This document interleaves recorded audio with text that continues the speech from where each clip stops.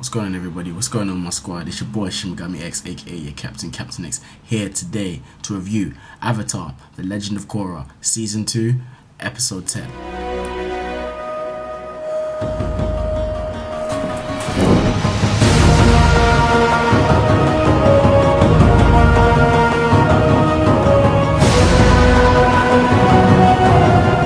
Avatar: The Legend of Korra, Season 2, Episode 10. Alright. Now let's get into this. This episode is entitled A New Spiritual Age, and the way this episode starts out is a continuation of the last episode, but instead we have a brief conversation between Tozin and his brother and sister Bumi, and I can't remember his sister's name at this precise moment, but it'll come back to me in a second. But they have a brief conversation about how Tenzin's worried about Jinora and Korra being in the spiritual world. More about Jinora because obviously he's his daughter. Moving on into the episode now. We're now in the spiritual world with Korra and Jinora. And Jinora literally runs off with one of her spiritual friends that she met inside the human world, and just literally runs off into distance. Korra shouts at her, says, "Oh, you shouldn't run off and whatnot," but she obviously doesn't listen. Whilst Korra is traveling to chase after her, she steps on like a mole, like basically a mole rat spirit. It's hard to make out exactly what it looks like. It looks like a mole / meerkat. But anyway, she steps on it, and then it basically shouts and complains at her, saying, "Oh, look where you're going," and then. Obviously, they have a little confrontation. You know how Korra can be hot-headed and whatnot, so she upsets the spirit, and then she tries to use water bending at it, and obviously it just infuriates it, and then basically the rest of these mole rats all pop out of the ground and all jump Korra. Korra getting emotionally upset and whatnot. It turns these spirits into like somewhat dark spirits. You see this nasty, gooey, icky, purple matter surrounding Korra. Jinora comes back and then says to Korra that, you know what, no. You need to calm down because otherwise you're just making them angry. You need to calm down your emotions. Okay, but obviously Korra's not listening to that. So what happens is that they both get sucked into like a whirlpool, into like what seems to be like an underwater cavern. So a bit strange to get from like a foresty, grassy, green plain to an underwater cavern in the space of an instant. Nonetheless, we're moving on here. Okay, what then happens next is very soon after a very giant spirit, looks like a crocodile spirit, swallows Korra and Jinora, and they both get separated inside its stomach into like two separate pathways. So it seems like this part was more metaphorical rather than literal, because it doesn't make any sense how you can be dragged from a nice grassy plain all the way to underwater, all the way to to completely separate paths inside the belly of a beast, but you're not inside the belly of the beast anymore. A bit strange, but nonetheless, this is the spirit world, so it doesn't need to make complete and utter sense. It's just, so long as this metaphorically makes sense, then it's all good in the spirit world as far as Avatar goes. Alright, nonetheless, moving on into the episode. What then happened next is that Jinora, as I said before, Jinora and Korra were then split up. And basically Jinora ends up in like a nice grassy plain again, whilst Korra ends up in like this really run down forest that basically it looks like a haunted forest, like all the leaves and stuff are dead on the trees and whatnot. And basically it's reflecting her inner emotions, because right now Korra is scared. And then what else I thought was quite interesting, we now see a little chibi version of Korra. So whereas we know Korra is like very a very grown teenager, now she's like in a chibi version of herself, looking like she's about the same age as Jinora, maybe even slightly younger. Okay, nonetheless, Jinora goes off with this spirit, the spirit that one of her spiritual friends that she met into a human world, to go and find Avatar Korra. So he flies off, but it's obviously they're gonna go somewhere else to begin with, but we're gonna get back to that in a little bit. Back to Korra. The reason I think Korra is in her like basically a chibi younger version of herself form is simply for metaphorical purposes. And the reason I say that is simply because what this depicts to me is not that, oh, she's literally gotten younger, as in the case of like a fake Dragon Ball GT. This is just to show that at this current stage in time, she is vulnerable because she can't use any bending, because she entered the spirit world via meditating rather than going through the spirit portals where you actually take your body with you. So she's having an out of body experience right about now. So therefore she doesn't take any of the four elements with her, so she can't use them at the moment, which makes perfect sense. So this is just done to illustrate her defenselessness. So, and I think that was actually done pretty well. So moving on, this like little dragonfly spirit goes to run into Korra, and Korra swats it down and like pretty much knocks it out, damaging its wing, breaking off a tiny little hole in its wing. Korra then picks up and apologizes to it, said, "Oh, sorry for attacking you. Just that it scared her. Naturally, come on, things happen." So she cradles it and walks out of it, and then she bumps into none other than General Iroh. When I talk about General Iroh, I'm not talking about General Iroh that we were introduced in this series. I'm talking about General Iroh from the Avatar, The Legend of Aang. Yes, Zuko's uncle. And I thought like, what the heck is he doing here? How is he alive? But then it is later on explained in the episode when he greets Korra and takes her to sit down amongst other spiritual friends that he has made whilst being in the spirit world, that he has left his body behind in the human world and has chosen to live in the spirit world, because you can live there forever if you're a spirit, because being a spirit in spirit world, you can actually live there forever. Obviously humans, generally they die and rot. So I was wondering that, okay, if Avatar has died and so many years have passed by, that Zuko has a grandson, then how on earth is General Iroh still alive? But obviously that is explained and made sense, which is why I'm just that good, which is why I'm reviewing this stuff, and which is why you're watching this video. Anyways, moving on. General Iroh then, well, Iroh explains to Korra that basically, Korra tells Iroh what she needs to do, that she wants to close the spirit portal. And he's like, okay, you have this problem and you can't find Jinora or whatever, but the best way to helping yourself sometimes is to help other people. So I suggest that you take this dragonfly spirit all the way to its nest up in the mountain, and then Korra gets angry, not straight away, but previously she gets angry, and then basically the spirits and the environment around her begins to change. Because her being the Avatar, being the bridge that connects the spirit world and the human world, basically whatever her emotions are reflects on her immediate surroundings. So the spirits tend to turn dark and the sky blackens, everything, the entire mood, the entire mise-en-scene of the environment changes. So I thought that was pretty interesting to see as well. So nonetheless, moving on into chapter, she then eventually calms down, everything goes back to normal and goes back to being all happy and sunny. Okay, now we flip onto the other side of the episode. We're back with Jinora. Jinora enters basically the spirit library, and this spirit library contains a collection of documents from both the human world and from the spirit world, and basically it's guarded by this massive owl whose name I can't remember, because he's in the very first season, the very first Avatar, the Avatar, The Legend of Aang. He was in Aang's adventures, but for the life of me I can't remember his name. He's this giant owl who owns the library and he guards it, and he says to Jinora that basically you can't come here, you must leave right now, humans are forbidden to come here. Jinora then quotes him and says that wait, wasn't one of your rules stated that humans can come in here so long as they bring you new information?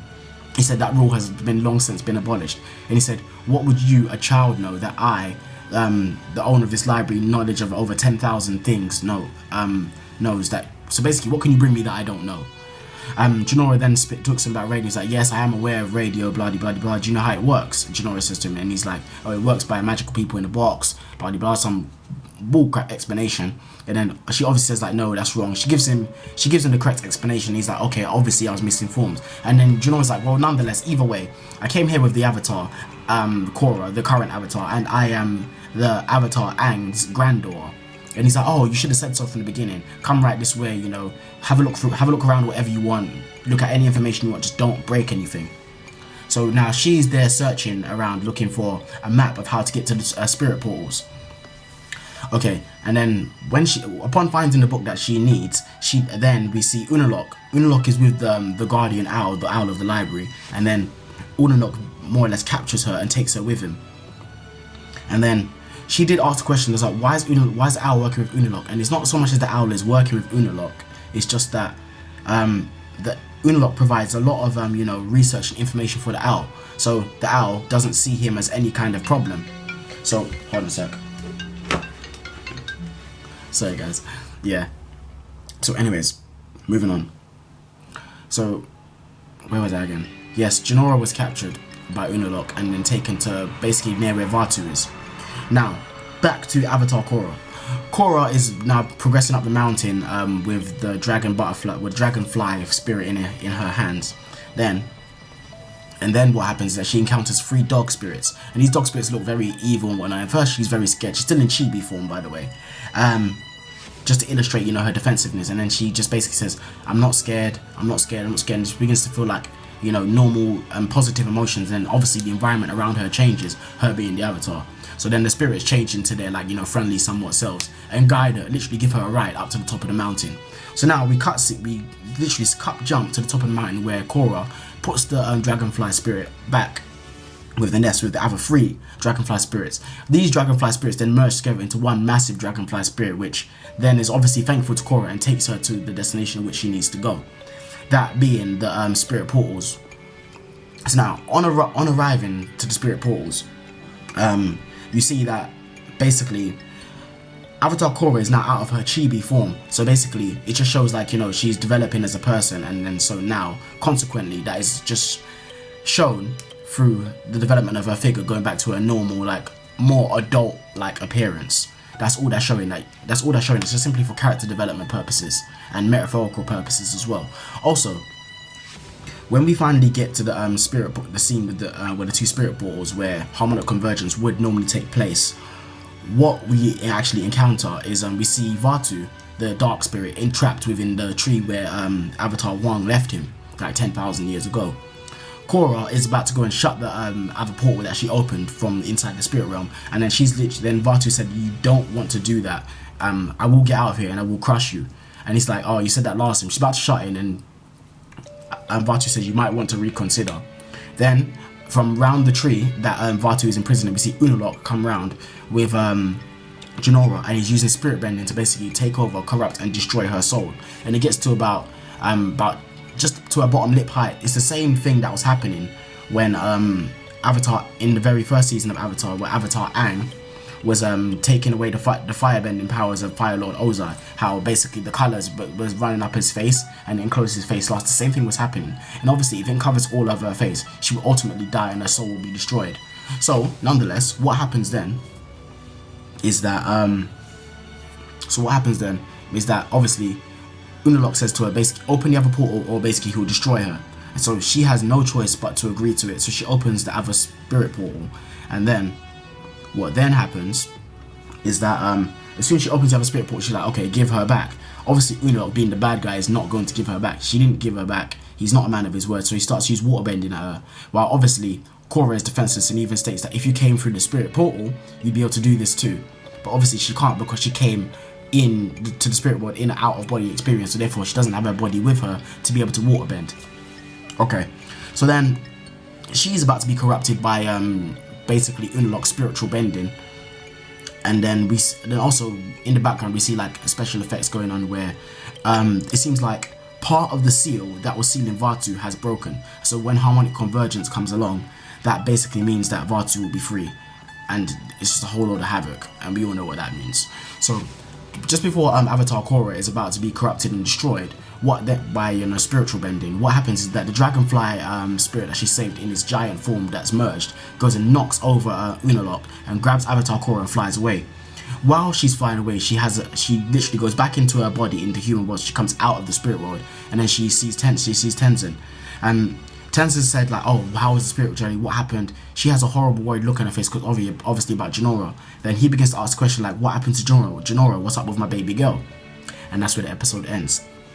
Alright guys, let's get into the review side of things. I thought this week's episode of Avatar Korra was a very good episode. For the simple reasons were that we actually get a deeper look into the spirit world, although we've seen the spirit world on other occasions, such as with Avatar Wang and with and in the seasons of Avatar: The Legend of Aang.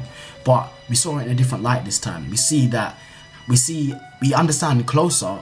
Although it was explained before, the connection between the Avatar and the spirit world is further exaggerated, that the Avatar is truly the bridge between the spirit world and the human world. Just by the way that if the Avatar is feeling upset and depressed, the environment around her and even the creatures around her draw on those emotions and change accordingly.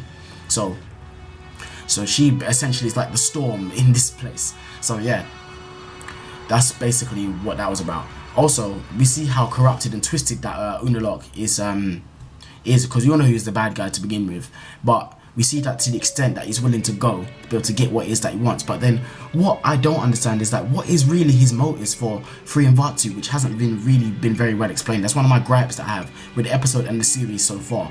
Is that okay, yeah, he wants to He wants to restore, like, you know, his water tribe and whatnot. But then, how is freeing Vaatu going to help that in any way? Because even if Vaatu makes you a promise, he's the spirit of darkness. What honestly makes you think that he's gonna honor his request? Just like how you said that you would give Jinora back to Avatar Korra if she opens up the southern portal. But when she did, you didn't do it. So what honestly makes you think that he's going to be a man of his word? Anyways, guys, that's my episode review for this week. I hope you guys have enjoyed it. It's your boy Shimigami X, aka Captain X. I'm signing out, and as always, my people, take care and peace.